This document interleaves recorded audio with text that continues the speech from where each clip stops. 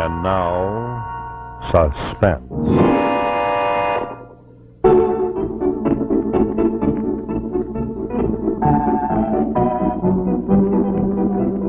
Your host is Autolite, and this is Rex Marshall speaking for the Autolite family.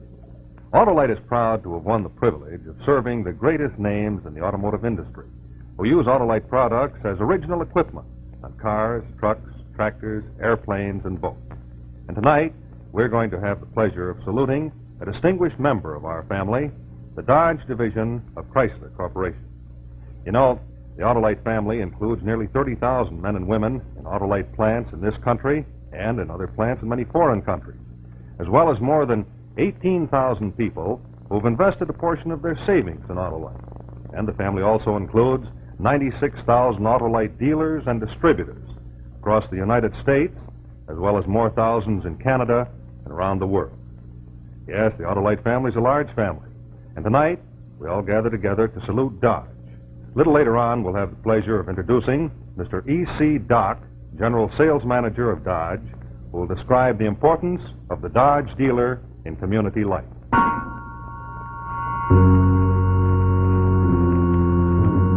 And now, Autolite presents Suspense.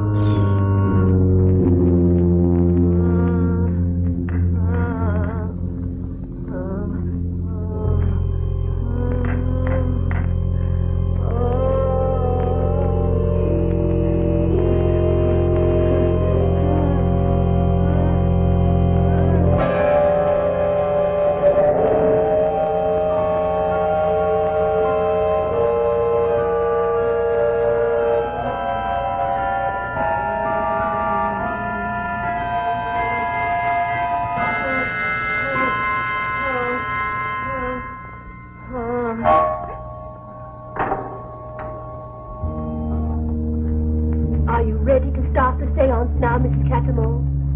Yes, Mrs. Everly. You can tell them to come in. Yes, Mrs. Cattermole. Everybody in here for the seance. It's going to be so interesting. Come along, Dermot.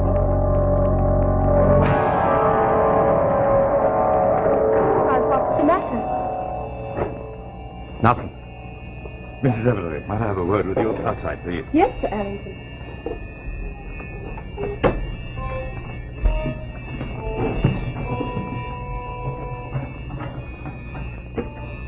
You're looking very stern, Sir Arrington. I feel stern. In fact, I'm furious. Furious. Oh, for heaven's sake, why? Why? What on earth possessed you to invite that medium here, that big medium, tonight?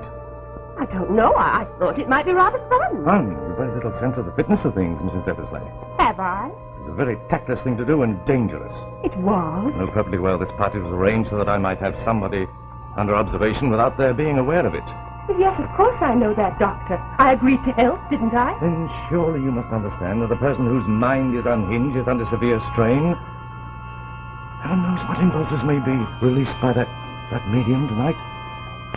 But she's not a real medium. You'd better go in now.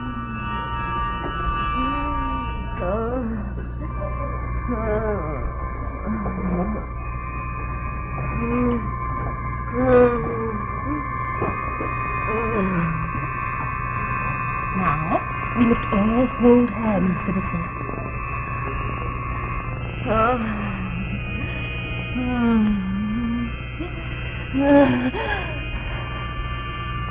Who's there? Who is it? Someone is clamoring to get through.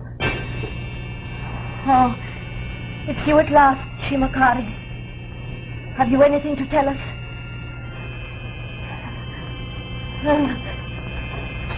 I have message for lady. Message of warning. Do not despair. You must avoid dark mountain forest. If you want to reach sunlit peaks, go round the about. I'm not going on any mountain climbs. It must be for you, Claire. Shh. What do you mean by dark mountain forest? Shadows.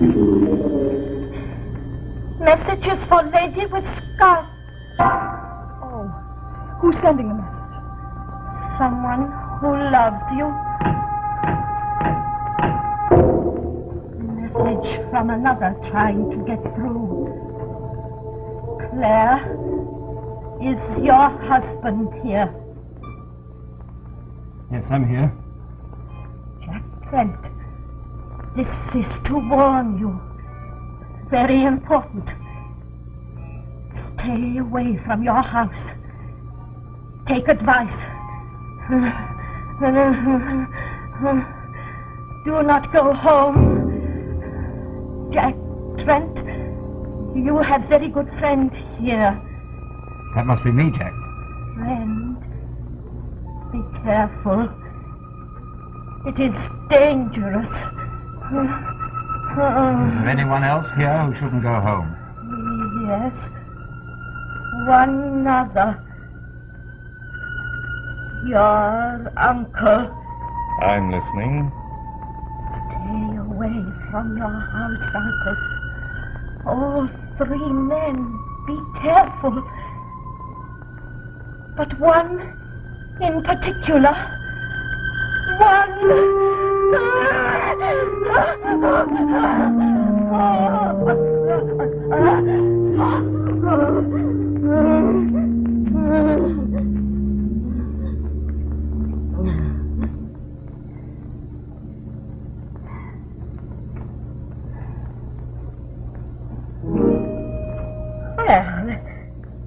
here we all are.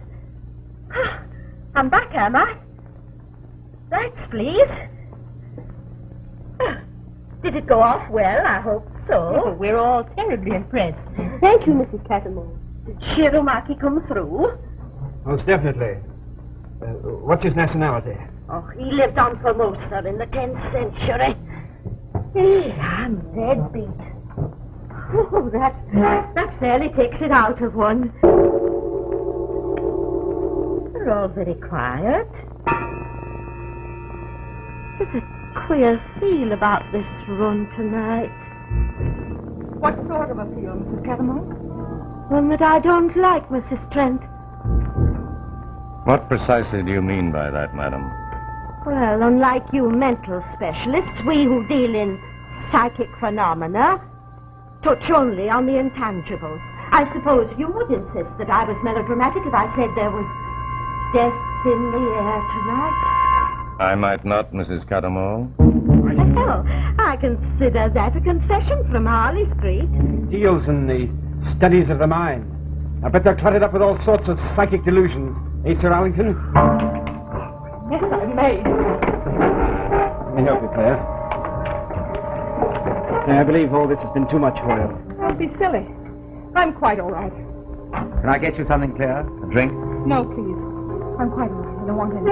Mrs. Cattermole, when I asked you to come this evening, I believe you said you'd like some supper after the day. Indeed I would. I'm just famished. Well, there's some in the dining room. Oh, well, a glass of stout, I hope. Well, it wasn't a bad performance by the old faker, was it? Are you quite sure that it was a fake? Of course. A simple act of ventriloquism. But those warnings or premonitions. Some dialogue to give you the thrills you pay for. I'm not so sure. You can't deny that there are such things as those impediments. You speak as though you've had an actual experience, dear. As a matter of fact, I have. Sometimes you get a warning. It's like a red signal, meaning danger. No, really. It's happened to me several times. Matter of fact, it saved my life once during the war. No wonder you were so impressed by what Mrs. Cattermole said. Well, it wasn't so much what she said, but I had that same feeling as I came into this room tonight. The red signal. How strange. I wonder if you can get the signal when it's meant for someone else. That is mumbo-jumbo swilling Guinness. How about our having a little alcoholic refreshment? Darling, that's the most sensible thing you've said all night. Come along, Dermot.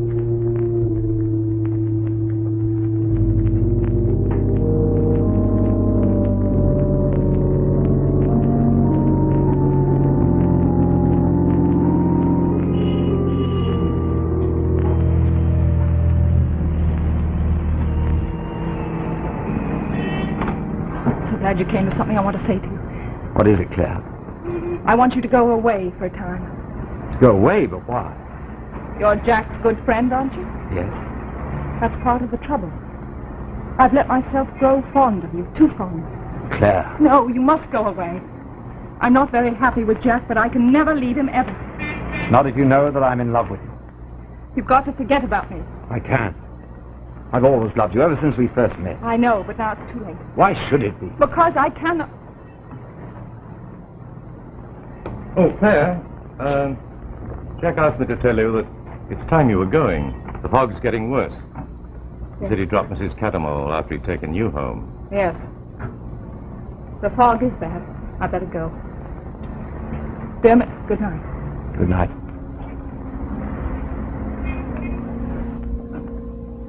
Thank you for telling me the truth. You've been very tactful.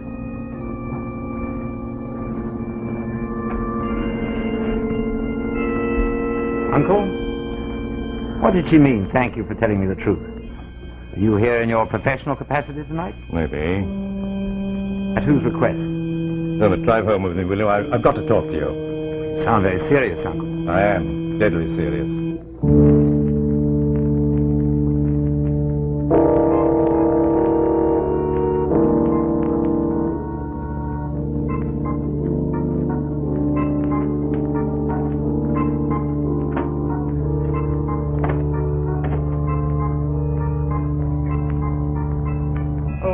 Sorry to have kept you up, Milton.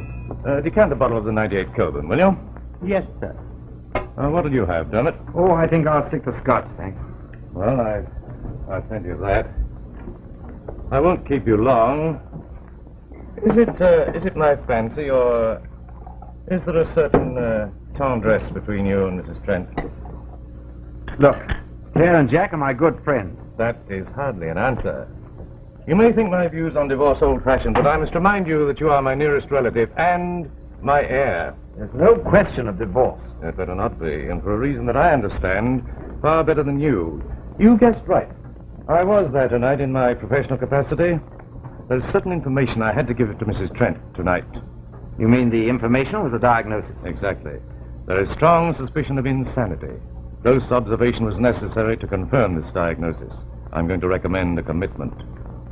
Can't believe it. The extraordinary sanity of the insane is very complex, but in this case, the evidence is conclusive. The patient must be placed under restraint.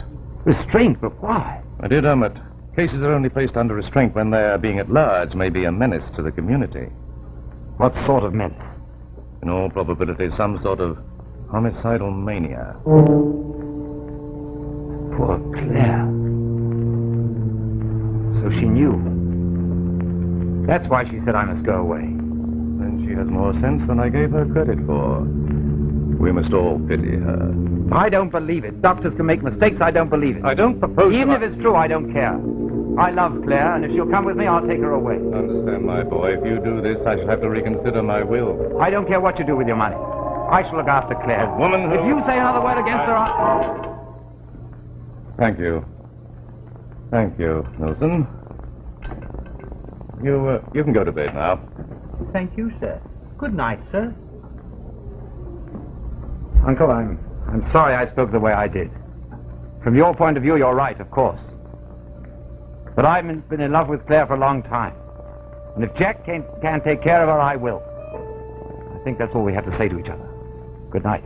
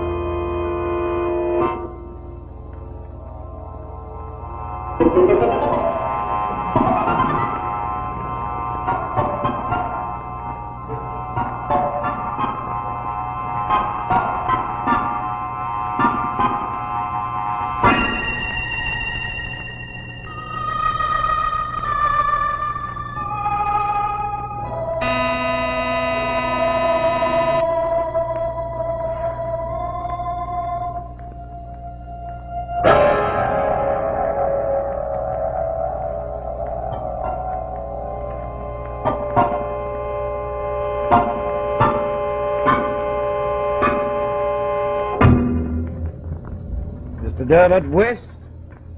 What do you want him for? I'm Police Inspector Verrill of Scotland Yard. He's wanted for murder.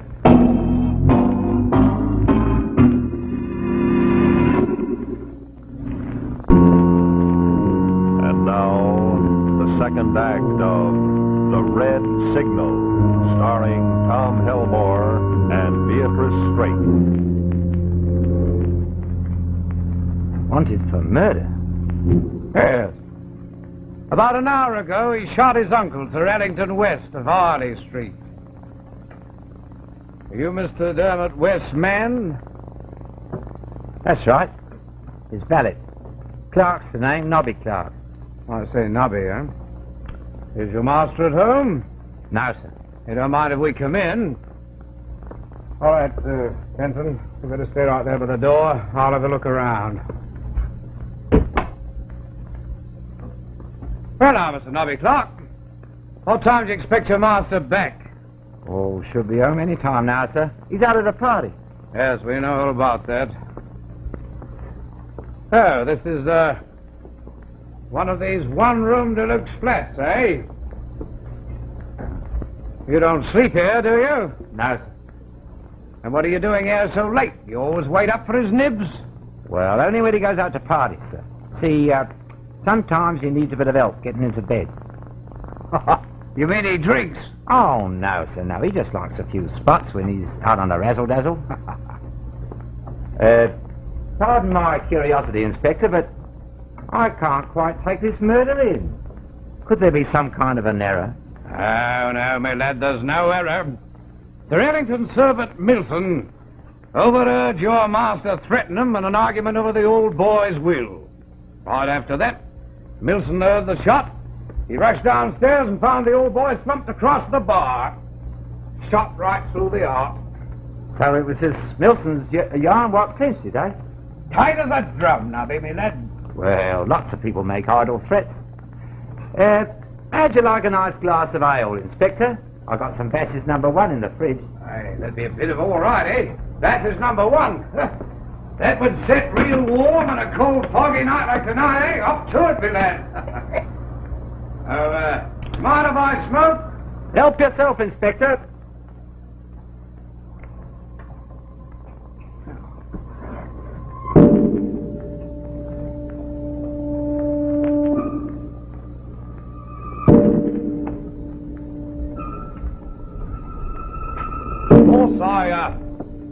I will grant you that this young chap put on the act of leaving, but he must have come back because not 5 minutes later, Milson heard the shot. Yeah, what do you make of that? Looks like the murder weapon been fired recently. But then that means he...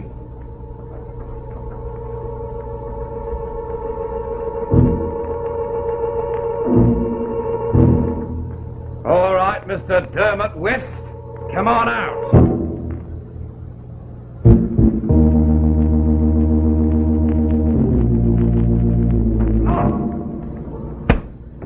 There he goes! On!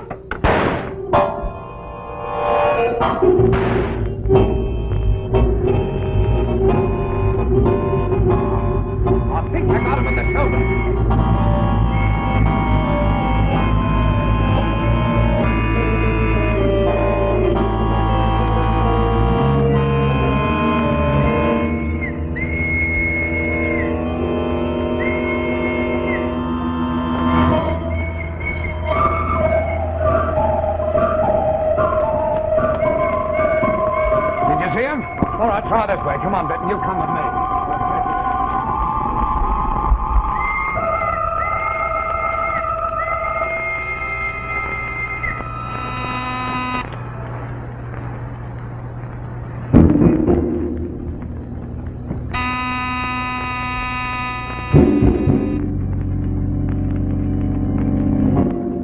Hello, Jack.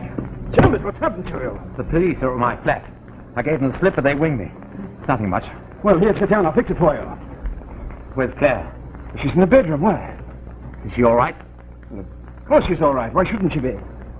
Well, don't you know what happened? Well, I do, as a matter of fact. The police have just been here, obviously making a tour of everybody at the party. Here, sit down. Hold this, will you? Jack, I'm desperately worried about Claire.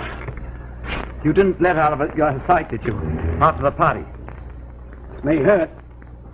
Of course I let her out of my sight. While I was taking Mrs. Cattermole home. Why?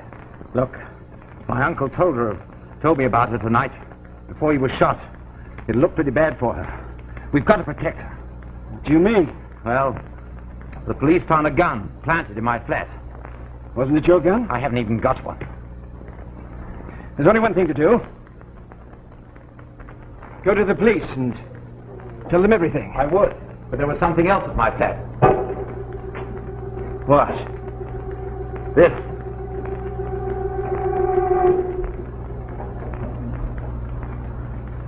Claire's lipstick. That's what I was afraid of. Do you think she dropped it? What are we going to do? We've got to protect her somehow. Call the police and tell them it was your gun. Yes, I've already thought of that. Hello? Damn it. I didn't drop the lipstick. I've never been to your flat in my life. Jack, you picked it up at the party. You did. No. Yes, you did. I saw you. No. Did you know about him? Zorlington promised me he'd tell you. So it's you who is the sick one. And it was you who shot him. Yes, I killed him. Because he and Claire were trying to put me away. I waited outside his house while you and he were talking. Then after you left, I went inside and killed him. Then I drove to your flat. And since you were walking, I had plenty of time to get there and plant the gun. Claire, you love him, don't you? That's why you and Allison wanted to put me away. Well, I've never been untrue to you, Jack. And you love her, don't you? Suppose I did. I've never tried to take her away from you. Well, you never will. Do you remember what that medium said? Well, I'm going to make it come true.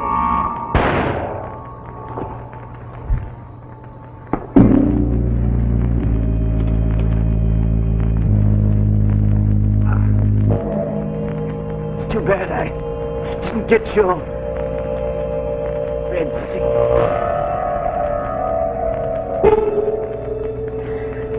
Why didn't you tell me about Jack as soon as you knew? Because I loved you and I knew we could never be married. Yes. I see what my uncle meant about there being no divorce. Yes. They'd never free me from a husband who was out of his mind.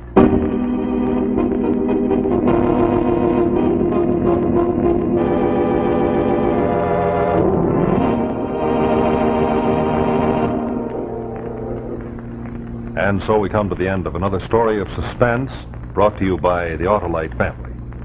Tonight, friends, we had the pleasure of saluting one of the distinguished members of our Autolite family, the Dodge Division of Chrysler Corporation.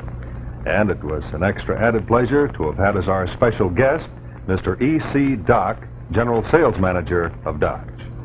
And now this is Rex Marshall speaking for the Autolite family, inviting you and your family to join us again next week when Autolite brings you another story of suspense.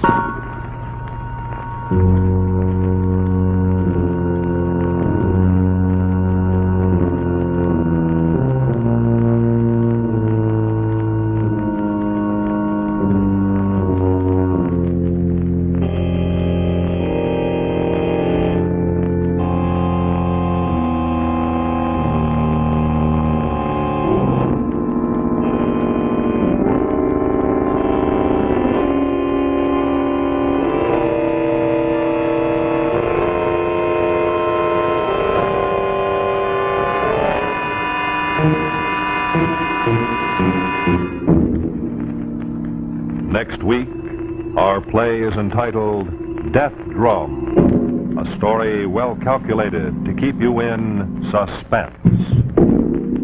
Also, be sure to listen to Suspense each Monday night on your CBS radio station.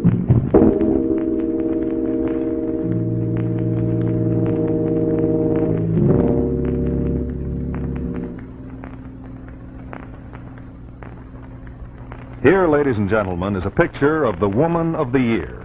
She's one of America's bright career women who has chosen to become a student nurse. She's studying for one of the most interesting and vital of all professions. If you're a high school graduate, learn about the many opportunities open as a student nurse.